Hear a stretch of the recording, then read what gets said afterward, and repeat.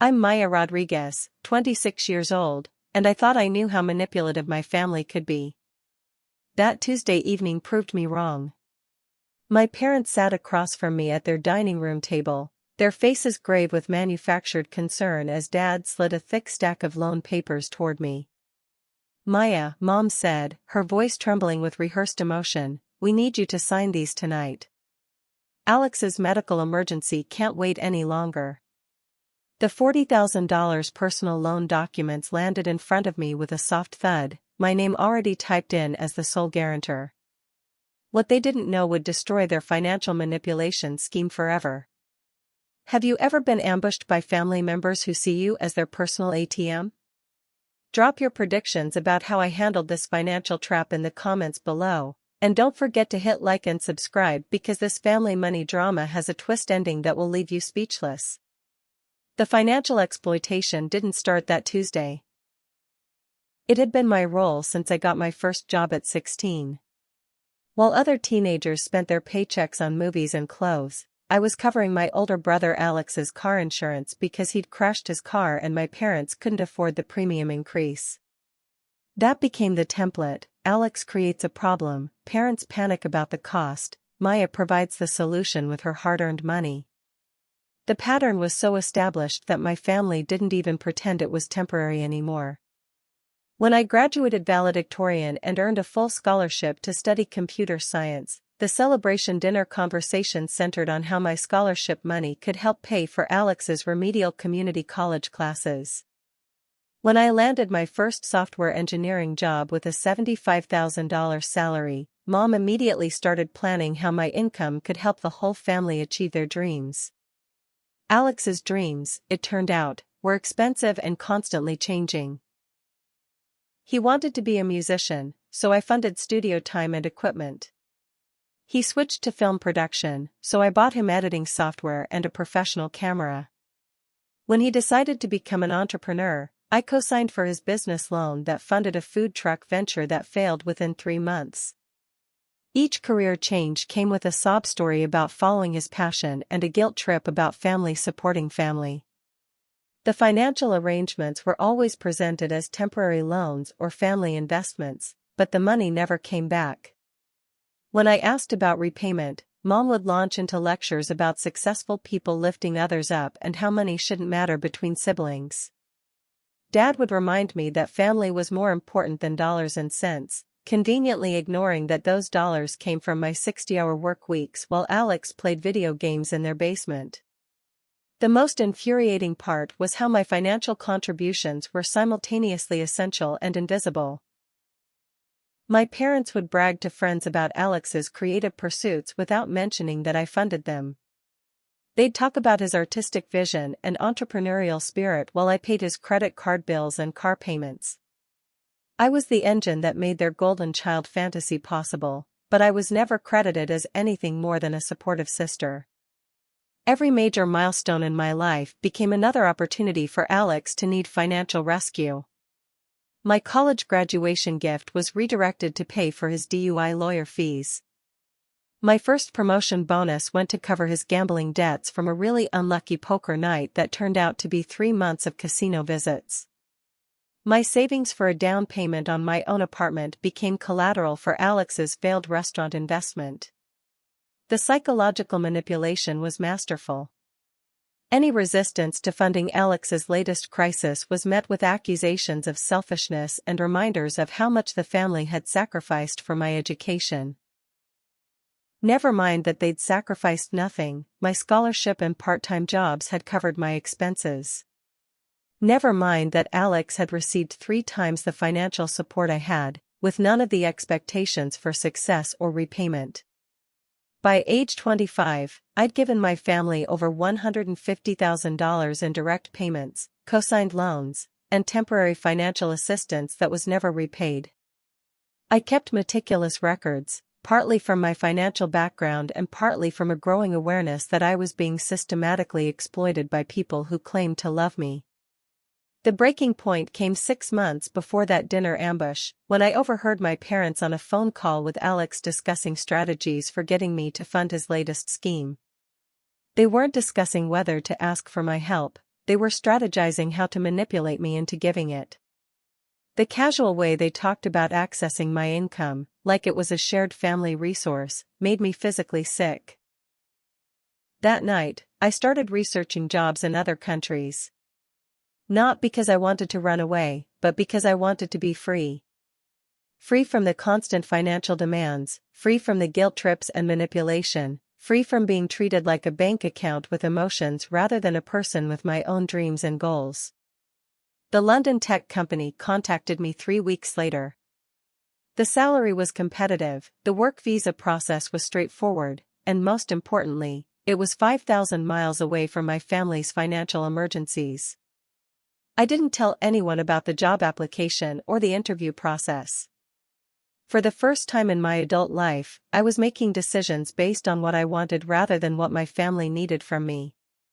While my parents planned their next financial ambush, I was planning my escape. They thought they were playing chess with someone who didn't know the rules, but I'd been studying the game for 10 years. I knew their tactics, their emotional triggers, their manipulation strategies. What they didn't know was that I'd finally learned the most important rule of all: the only way to win a rigged game is to stop playing. The job offer arrived 2 days before that dinner invitation. The one-way ticket to London was purchased that same afternoon, departure date set for exactly 1 week after the family dinner. I was ready for their manipulation, but they had no idea I was ready to walk away from it forever. 2 weeks before that disastrous dinner, Alex's latest crisis reached a breaking point that even my parents couldn't ignore. I discovered this through a combination of overheard phone calls, panicked text messages, and my own investigation into why Alex had suddenly become scarce around the family gatherings he usually dominated with his dramatic storytelling. The first clue came when I arrived early for Sunday dinner and found Mom crying on the phone in the kitchen.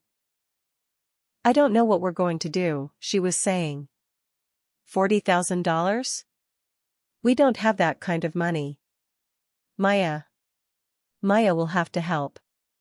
There's no other option. When she saw me in the doorway, she quickly hung up and claimed it was nothing, just stress about work. But Alex's behavior at that dinner was different. He was jumpy, constantly checking his phone, and kept making excuses to step outside for important calls. When I asked if everything was okay, he snapped at me with uncharacteristic hostility before immediately apologizing and claiming he was just tired from his new job. The job that, according to my investigation, he'd been fired from 3 weeks earlier for excessive absences. My suspicions led me to do something I'd never done before. I hired a private investigator. After 10 years of being my family's financial solution, I wanted to know exactly what I was dealing with before the next crisis landed on my doorstep. The report that came back was devastating and completely predictable. Alex had developed a serious gambling addiction over the past 2 years, frequenting underground poker games and accumulating massive debts to people who weren't banks or credit card companies. The $40,000 he owed was to a network of loan sharks who'd given him increasingly dangerous ultimatums about repayment. The important calls he'd been taking were threats from creditors who were running out of patience. But the most infuriating discovery was that my parents had known about Alex's gambling problem for months. Bank records showed they'd already loaned him $15,000 from their retirement fund, money that had disappeared into his addiction within weeks. They'd enabled his gambling by providing just enough financial support to keep him afloat while refusing to acknowledge that they were fueling his destructive behavior. The private investigator's report included photos of Alex at illegal gambling establishments, credit reports showing 6 maxed-out credit cards, and documentation of his employment history, a series of jobs lost due to stealing money to fund his gambling habit. My brother wasn't a creative dreamer struggling to find his path. He was an addict who'd turned theft and family manipulation into his primary income sources. Armed with this information, I confronted my parents directly. The conversation was explosive and revealing in ways I hadn't expected. When I showed them the investigator's report, they didn't deny Alex's gambling addiction, they defended their decision to hide it from me.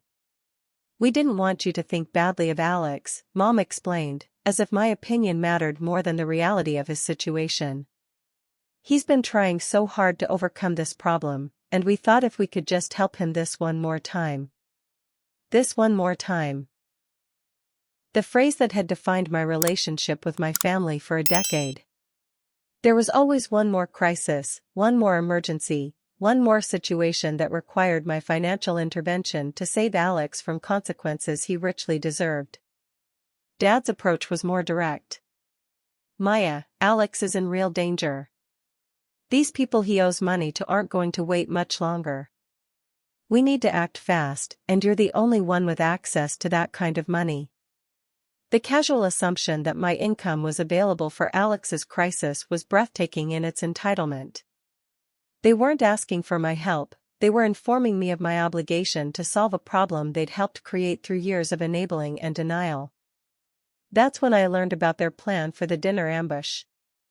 Unable to get me to voluntarily bail out Alex again, they'd decided to manufacture a medical emergency that would trigger my protective instincts and guilt me into signing loan papers before I had time to think or investigate. The story they'd constructed was elaborate. Alex had a rare condition requiring immediate expensive treatment, insurance wouldn't cover it, and time was critical for his recovery. The medical emergency angle was particularly manipulative because they knew I'd never forgive myself if I refused help for a genuine health crisis. They were counting on my compassion and family loyalty to override my growing suspicions about Alex's constant need for financial rescue. What they didn't know was that I'd already made the decision to leave. The job offer from London was sitting in my email inbox, the apartment I'd chosen was waiting for my security deposit, and the one-way plane ticket was purchased and ready. Their manipulation dinner was perfectly timed to be my farewell performance as the family ATM. I spent those 2 weeks preparing for the confrontation I knew was coming. I organized my documentation of 10 years of financial exploitation, consulted with a lawyer about my liability for Alex's debts, and researched the legal implications of cosigning loans for gambling addicts. I wanted to be fully armed with facts when they deployed their emotional weapons. The most important preparation was psychological. I practiced saying no to their manipulation tactics, rehearsed responses to their guilt trips, and mentally prepared for the nuclear option of walking away from my family entirely. After years of being controlled through emotional manipulation, I was finally ready to choose my own financial and emotional well-being over their demands. The dinner invitation came with barely concealed urgency. Emergency family meeting, Dad called it. Something important has come up with Alex, and we need to discuss it as a family. The manipulation was starting before I even walked through their door, but this time I was ready for it. As I drove to their house that Tuesday evening, I felt a strange sense of calm. For 10 years, I'd dreaded these family financial emergencies because I'd always ended up capitulating to their demands. But this time was different. This time, I had an exit strategy that didn't require their approval or understanding. They thought they were ambushing me with loan papers and emotional manipulation.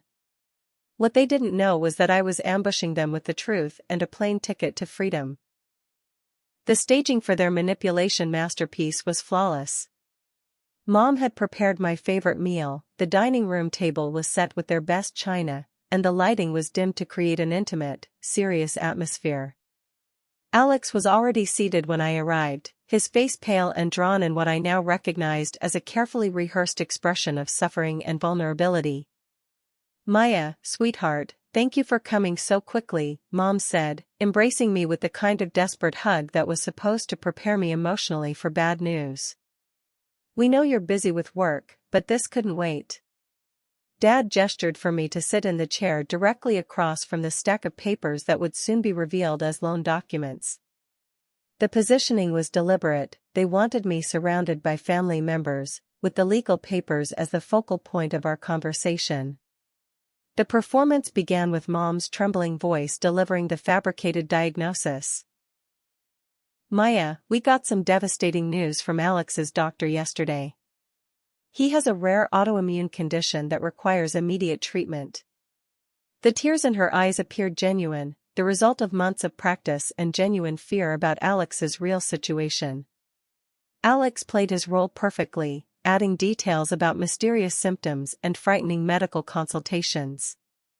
"The fatigue has been getting worse for months," he said, his voice weak and strained.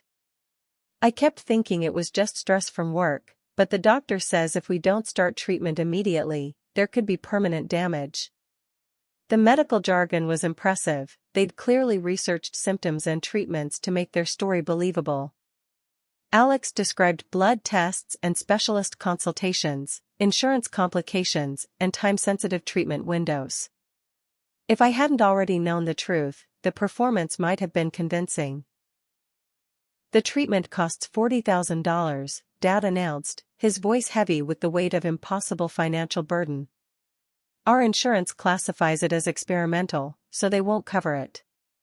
We've looked into every option, liquidated our savings, and we're still short." This was the setup for their big ask, the moment when they'd reveal that I was their family's only hope for saving Alex's life. The emotional manipulation was building to a crescendo designed to make refusal seem impossible and heartless. Mom produced the loan papers with theatrical timing, sliding them across the table like a life preserver in stormy seas. "Maya, we hate to ask this of you, but you're Alex's only hope. The loan requires a cosigner with steady income and good credit. We can't qualify because of Dad's business debt, but you can save his life," Alex finished, his voice breaking with what sounded like genuine desperation. "I know I've made mistakes in the past, and I know I haven't always been the best brother, but I'm scared, Maya. I'm really scared." The papers were professionally prepared, with my name already typed into the cosigner sections and payment schedules that would stretch for 5 years. They'd done their homework, researching exactly what documentation would be needed and preparing everything for my signature. All I had to do was sign, and Alex's medical crisis would be resolved. The pressure was intense and multifaceted. Time urgency, treatment couldn't wait. Family loyalty, blood relations trumping financial concerns. Emotional manipulation, Alex's apparent vulnerability and fear.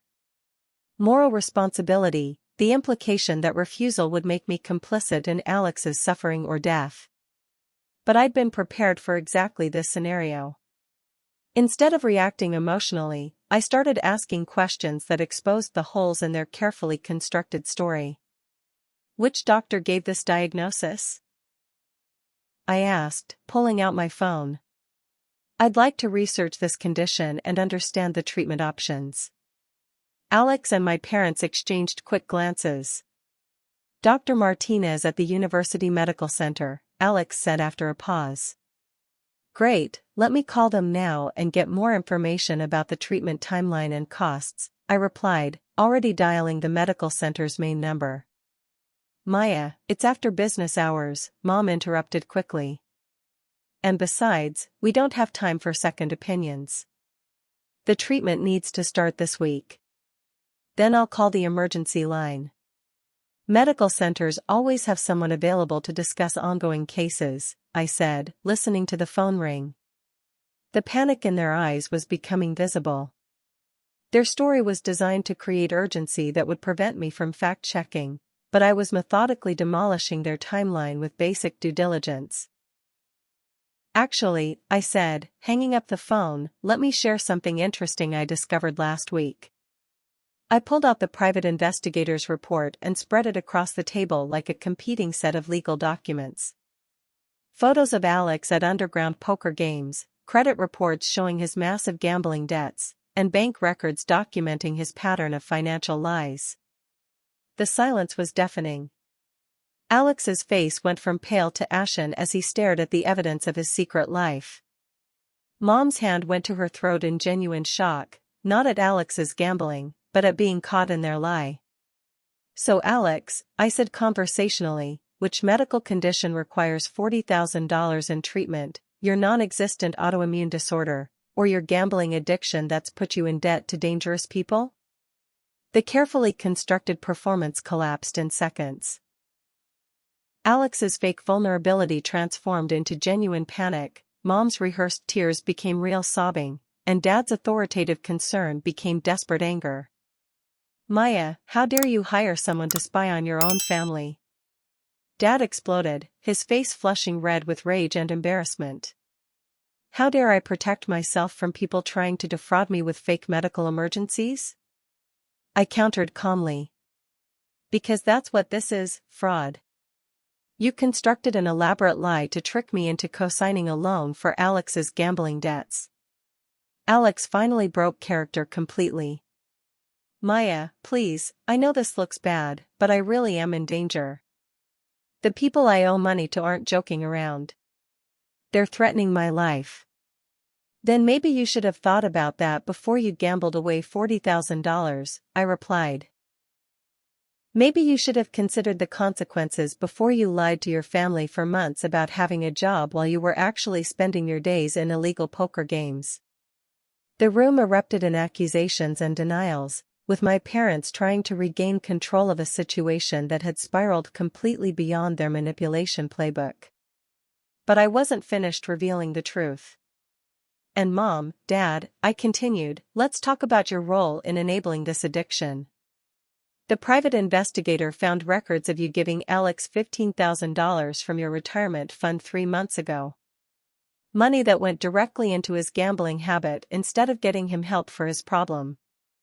The final revelation left them speechless. They'd been caught not just in their current lie, but in months of enabling behavior that had made Alex's crisis worse. Their manipulation dinner had become a truth-telling session that exposed everyone's role in creating the disaster they were now desperate to escape. The loan papers sat unsigned on the table, surrounded by evidence of deception and manipulation that had defined my family relationships for years. The performance was over, but the real drama was just beginning. The aftermath of my revelation was chaos. Alex slumped in his chair like a deflated balloon, finally understanding that his carefully constructed web of lies had been completely exposed. Mom's sobs became hysterical as she realized their manipulation had not only failed but had been documented by a professional investigator. Dad's anger reached explosive levels as he processed that his authority and manipulation tactics were powerless against someone with actual evidence. "You had no right," Dad shouted, jabbing his finger at the investigator's report. "No right to invade Alex's privacy, to hire strangers to spy on your own family, to violate the trust we'd built over 26 years. The irony was staggering. They were accusing me of violating trust while sitting at a table covered with fake loan documents for a fabricated medical emergency designed to defraud me out of $40,000. The cognitive dissonance was so complete that I almost laughed. "Trust?" I repeated, my voice steady despite the emotional hurricane surrounding me. "Let's talk about trust, Dad. Let's talk about the trust one had that when my family asked for help, it was for legitimate reasons. Let's talk about the trust one had that my financial contributions were actually loans that would be repaid, not permanent subsidies for Alex's lifestyle."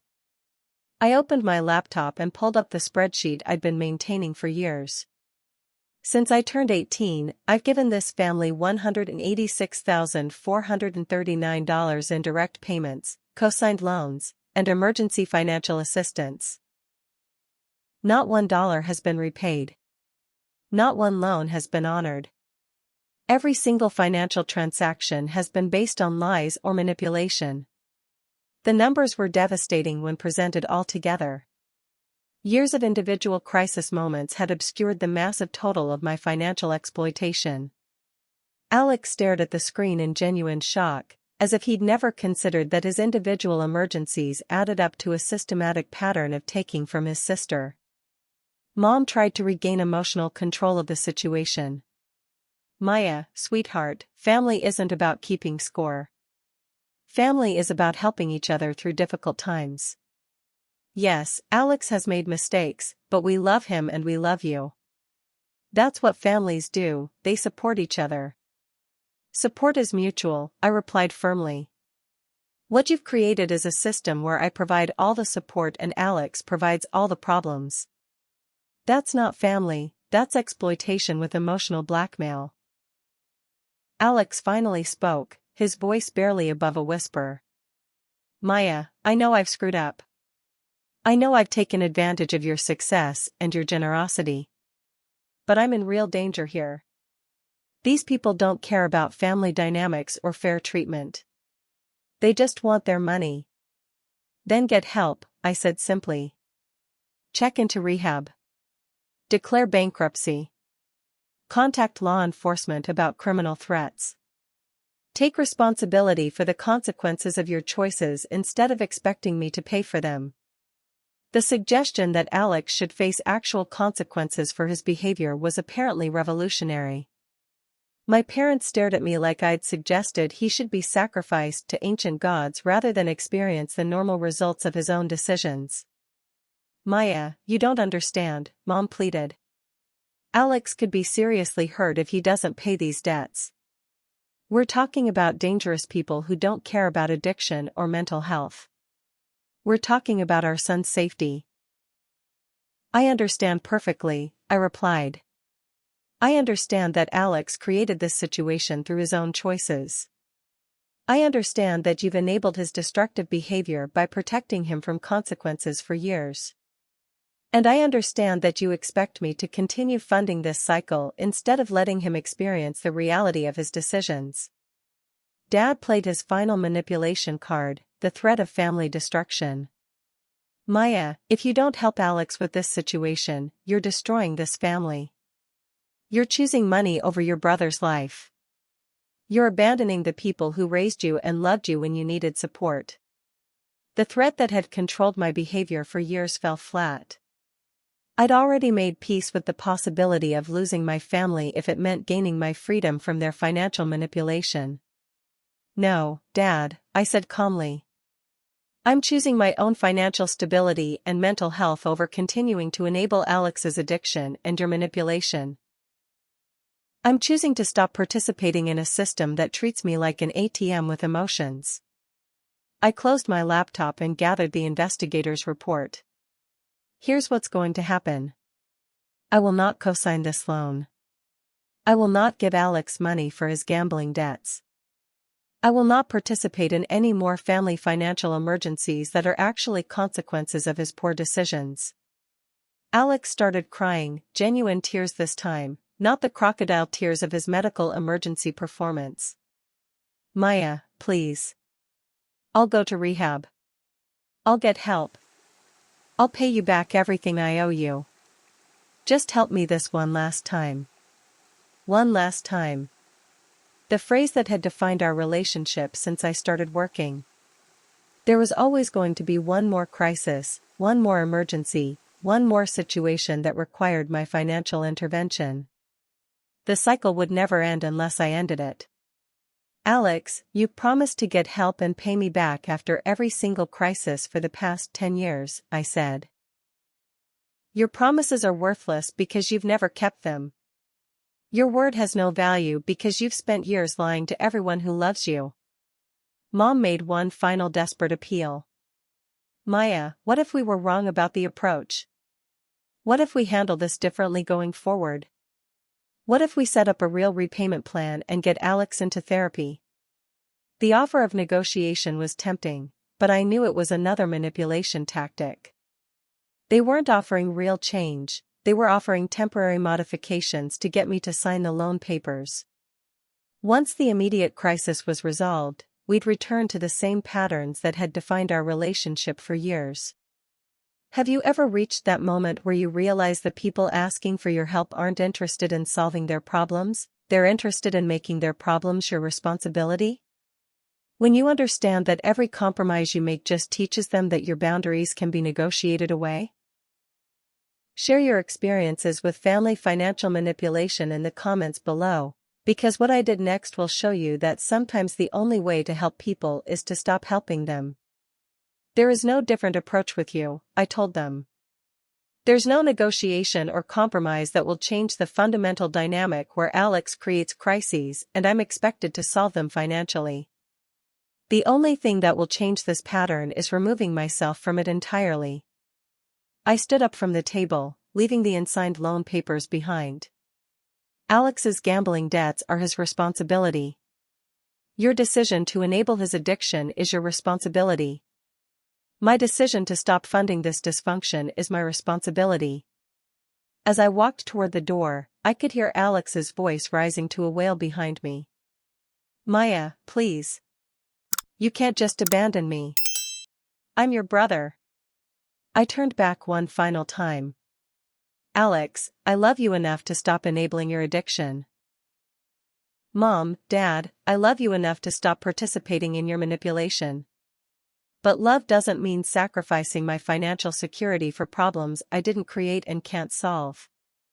The door closed behind me with the sound of freedom. But the real surprise was still coming. Within hours of walking out of that dinner ambush, my phone was buzzing with calls and text messages from extended family members who'd apparently been brought into the situation as reinforcements for the manipulation campaign. My parents had clearly activated their full network, presenting their version of events to anyone who would listen and trying to build a coalition of family pressure to force my compliance. Aunt Carmen called first, her voice heavy with concern and disappointment. Maya, your mother told me about Alex's medical situation and your refusal to help with the treatment costs. I'm shocked, honestly. This isn't the family-oriented girl I helped raise. The conversation revealed the extent of my parents' deception.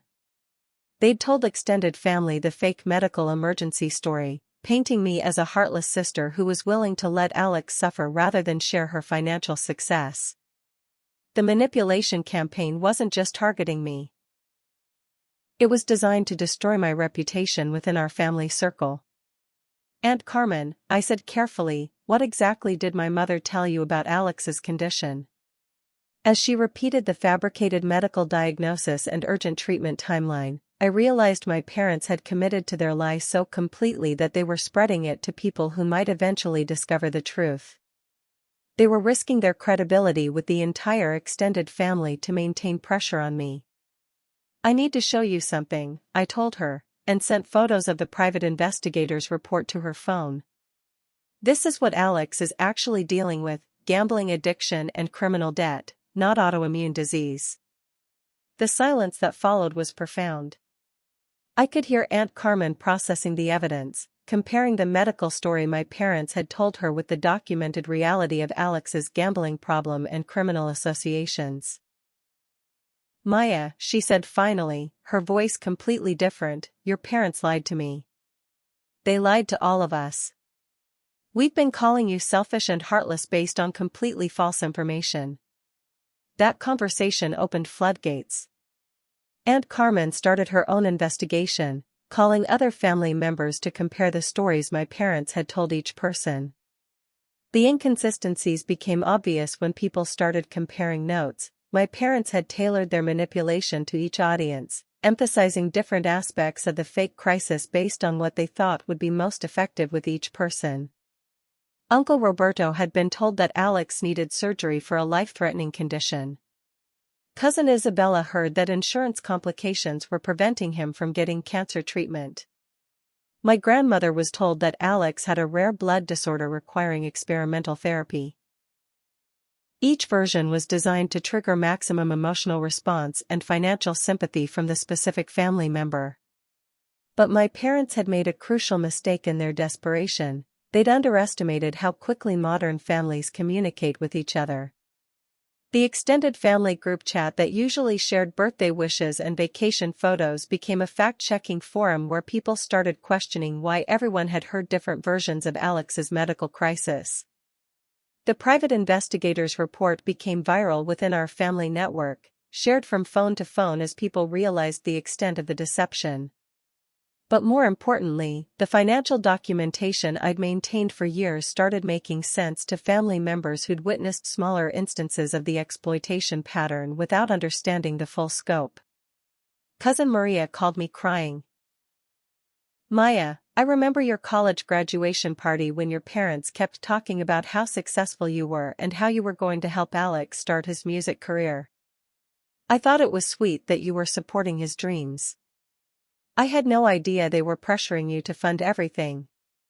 Uncle Roberto was more direct in his assessment. Your parents turned you into Alex's personal bank account and convinced themselves it was good parenting.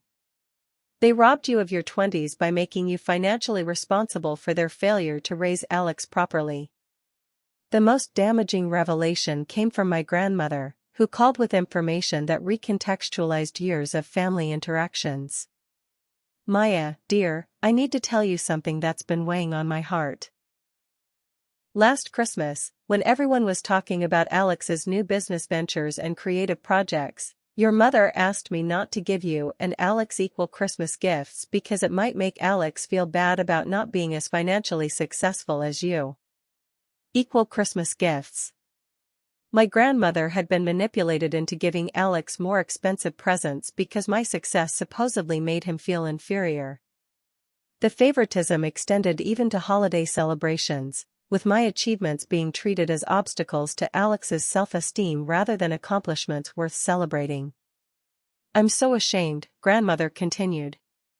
I let your mother convince me that treating you equally would be cruel to Alex. I participated in the same favoritism that created this whole mess. But the investigation revealed something even more disturbing. My parents' own financial irresponsibility went far beyond enabling Alex's addiction. Bank records that Aunt Carmen helped me access through her work in banking showed a pattern of financial decisions that explained why they were so desperate for me to co-sign Alex's loan.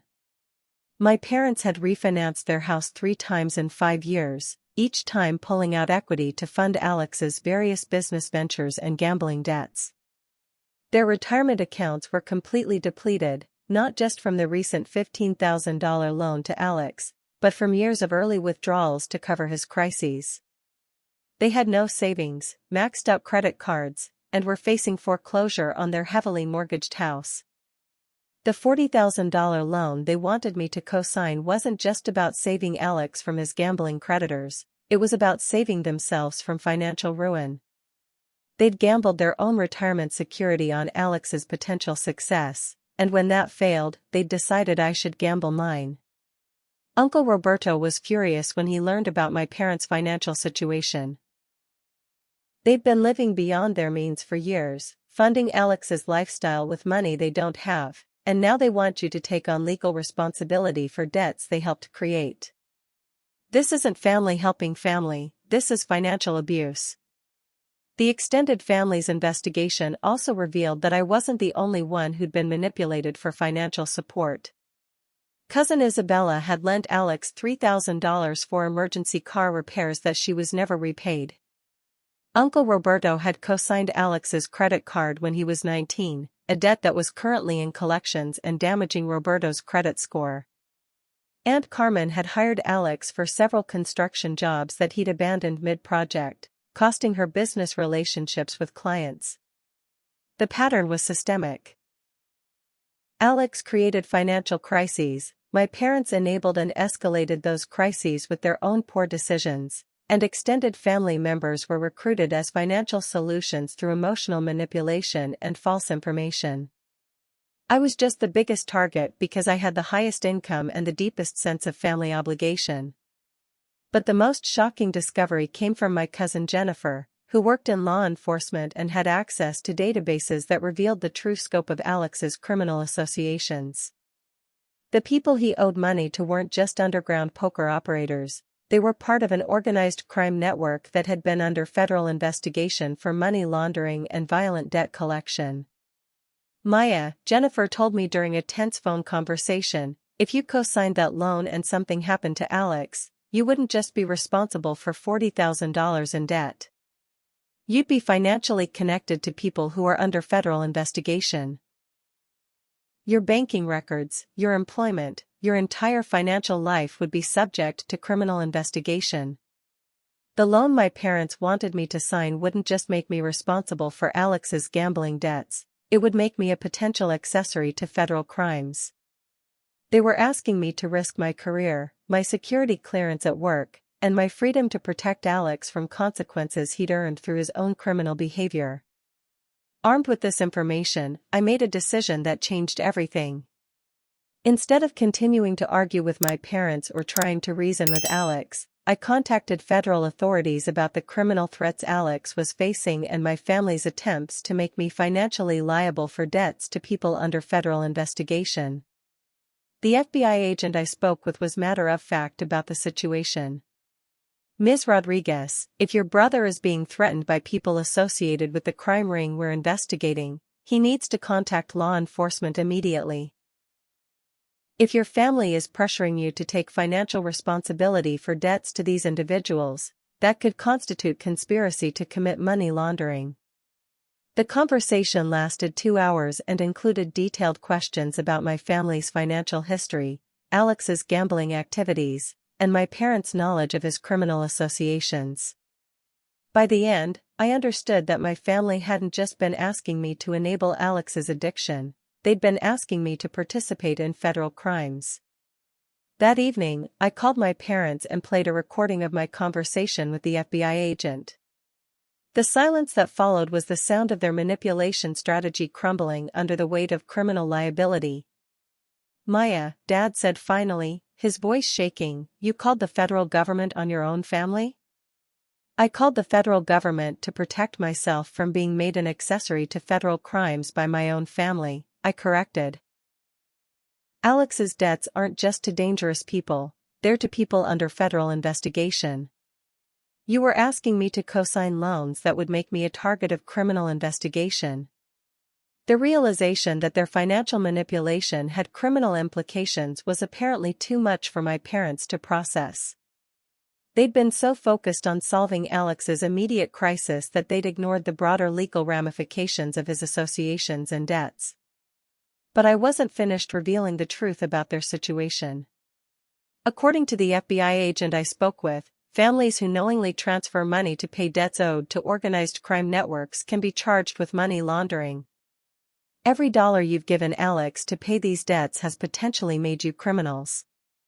The investigation that had started as my attempt to protect myself from family manipulation had revealed that my entire family was involved in activities that could result in federal charges. The $40,000 loan was the least of their problems. While my family descended into crisis mode over the FBI conversation, I was putting the finishing touches on my escape plan. The London job offer that had been sitting in my email was officially accepted, the work visa paperwork was completed, and the one-way airplane ticket was purchased for a departure date exactly 10 days after my conversation with federal authorities. The timing wasn't coincidental. I wanted to give my family enough time to understand that I was serious about not co-signing Alex's loan, but not enough time for them to mount another elaborate manipulation campaign.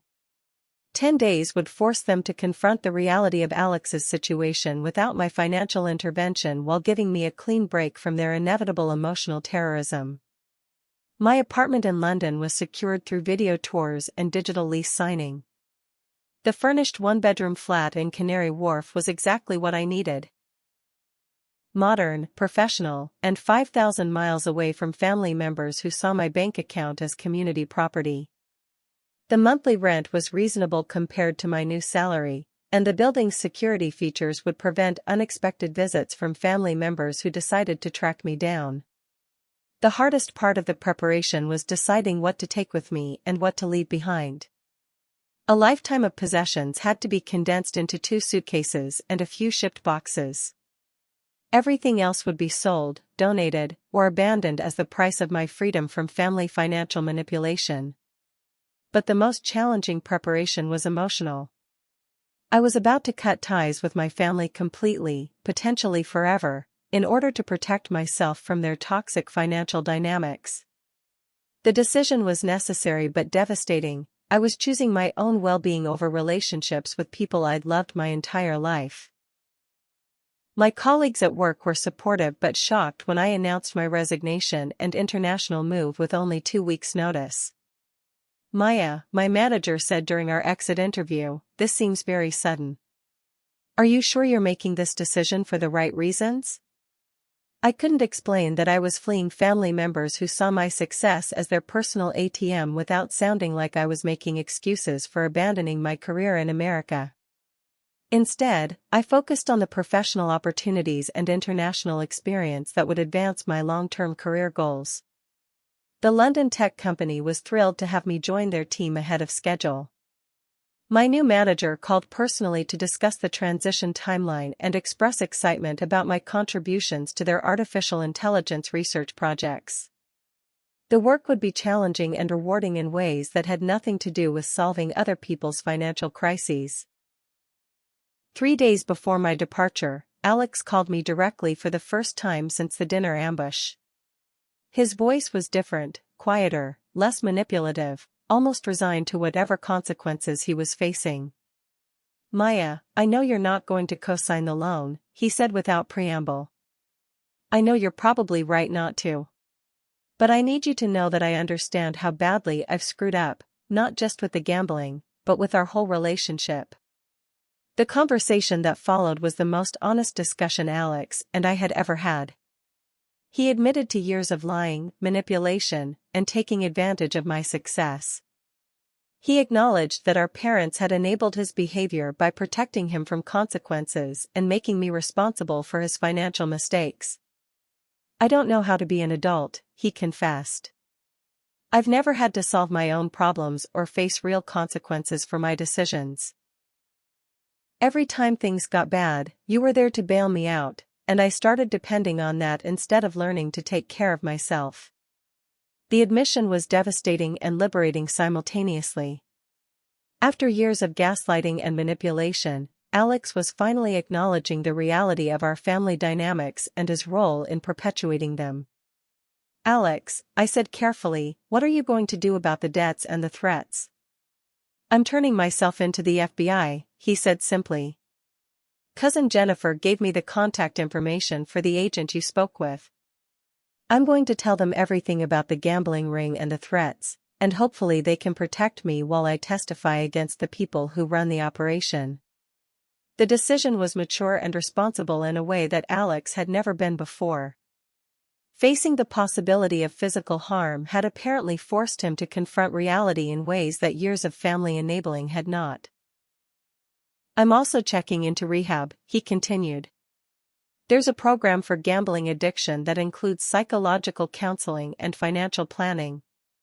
It's expensive, but I'm going to take out my own loan to pay for it instead of expecting someone else to solve my problems." The transformation was remarkable but also heartbreaking.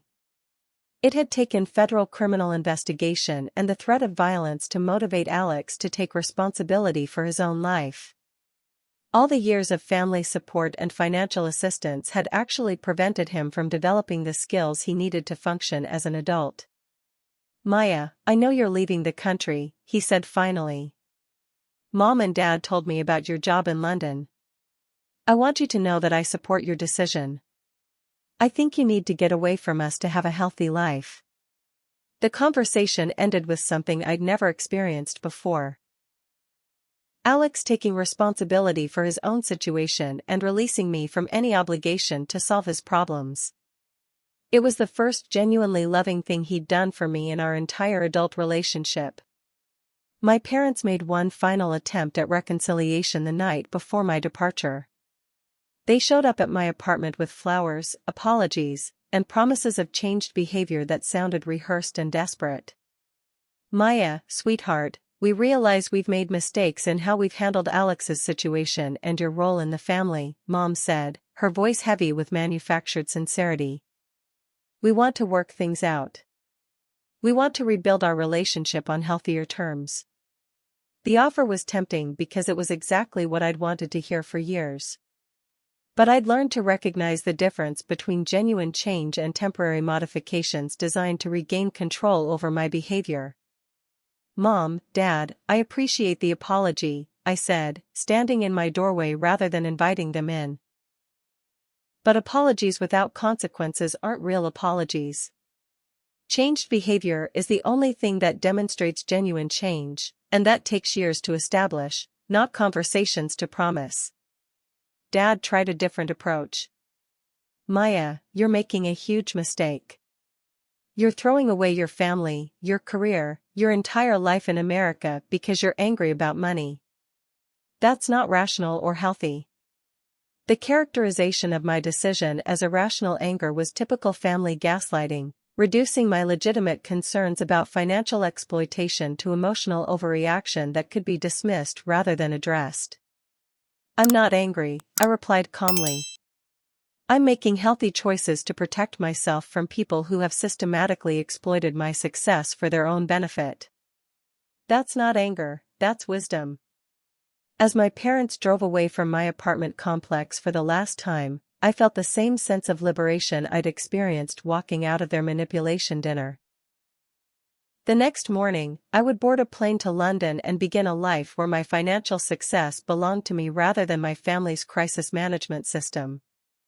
The suitcases were packed, the apartment was empty, and my new life was waiting.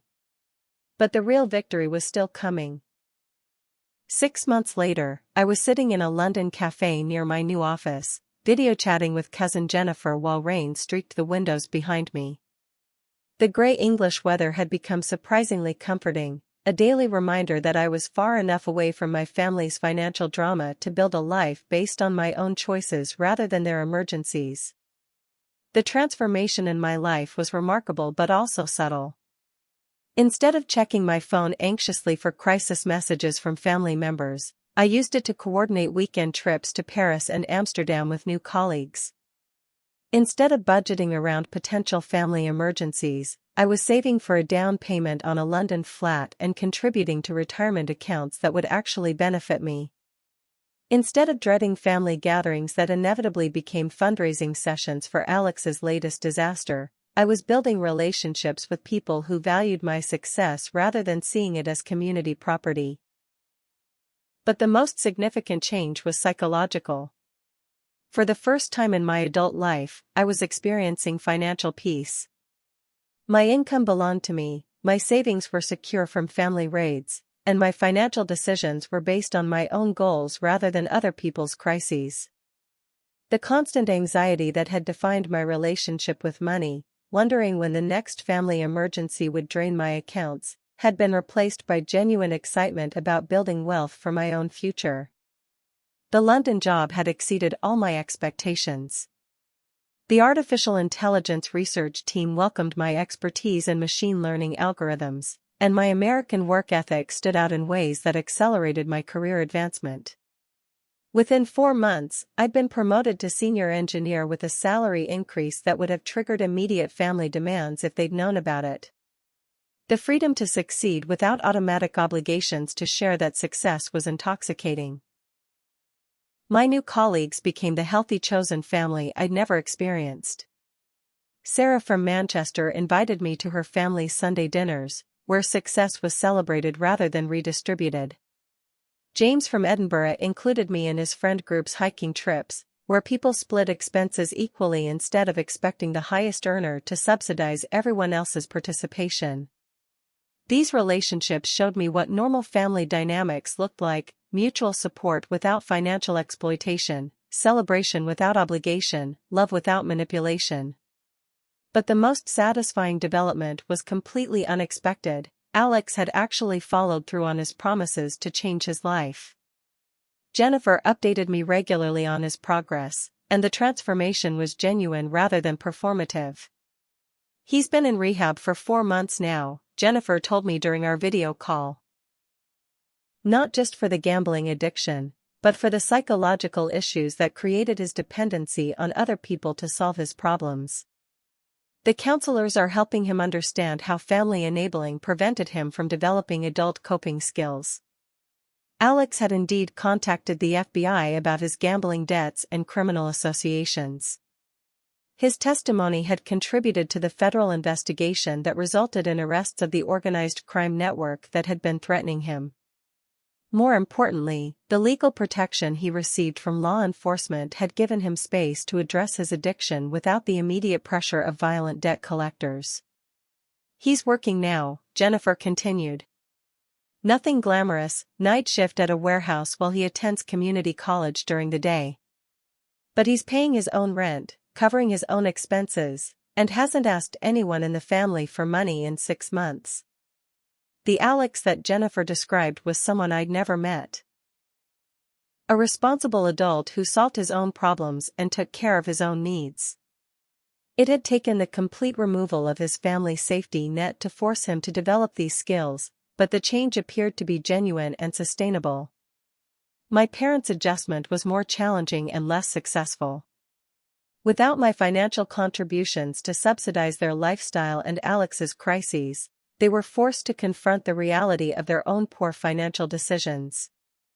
The house they'd repeatedly refinanced to fund Alex's ventures was eventually foreclosed upon, and they'd moved into a small rental apartment that fit their actual income rather than their aspirational lifestyle.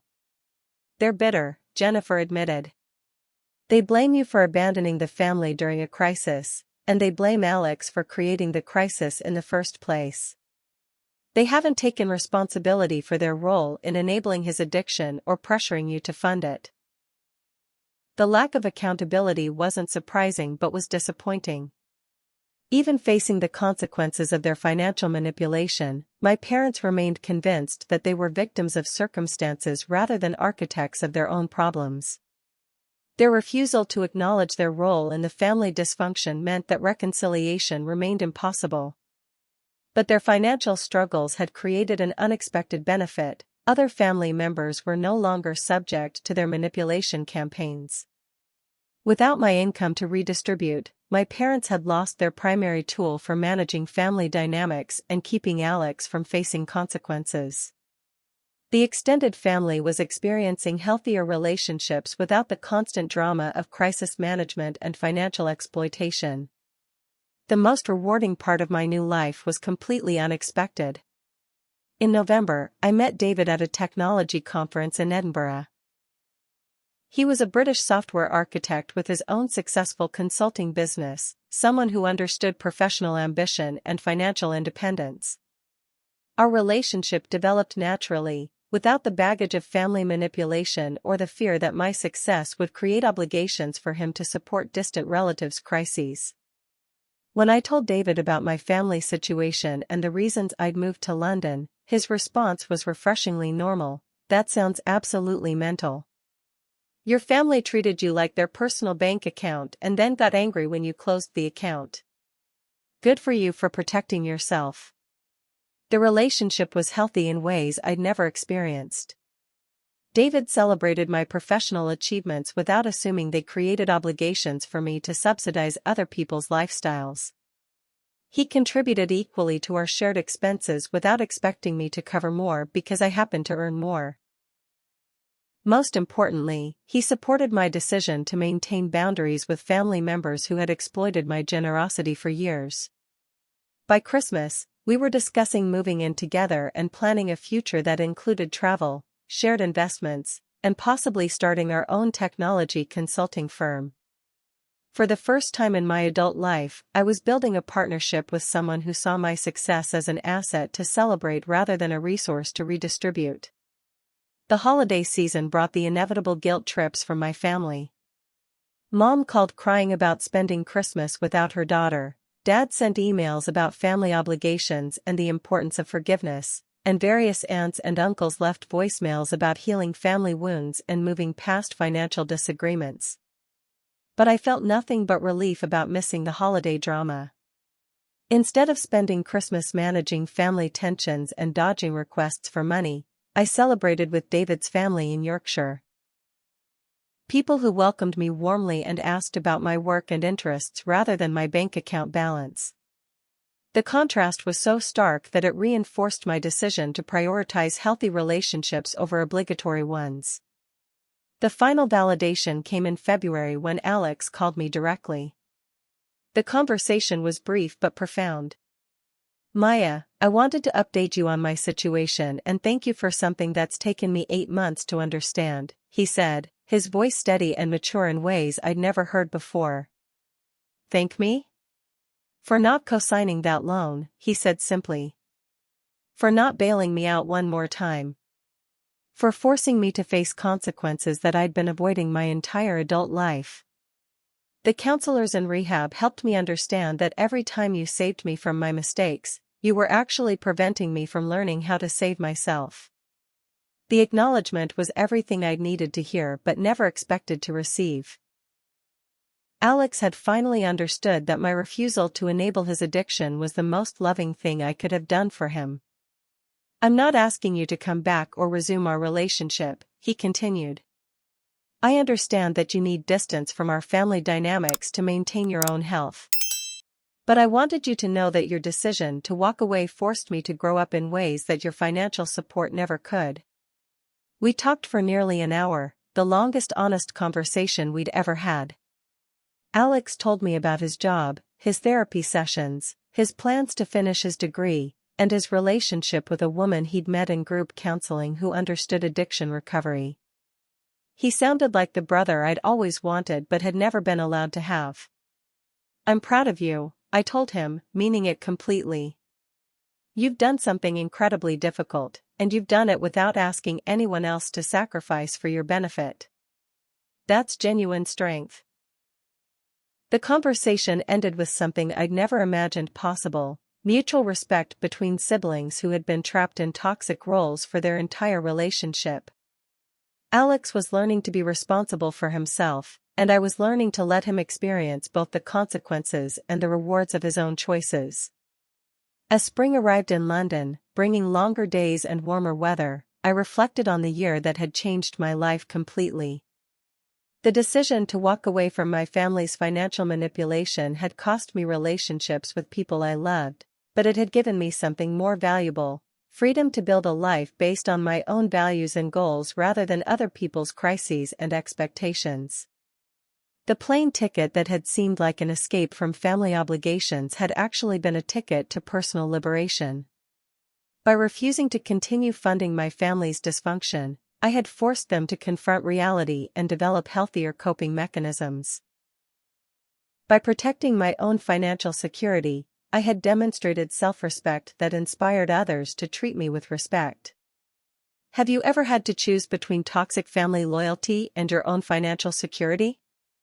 Have you experienced the guilt and liberation of walking away from people who mistake your love for an ATM with emotions? Share your stories in the comments below, because your courage to protect yourself might inspire someone else to choose their own well-being over family manipulation. If this story resonated with you, please hit that like button and subscribe for more real-life family drama and financial independence stories. Share this video with anyone who needs to hear that it's okay to prioritize your own financial health over family members' poor decisions, and that sometimes the most loving thing you can do is refuse to enable someone's destructive behavior.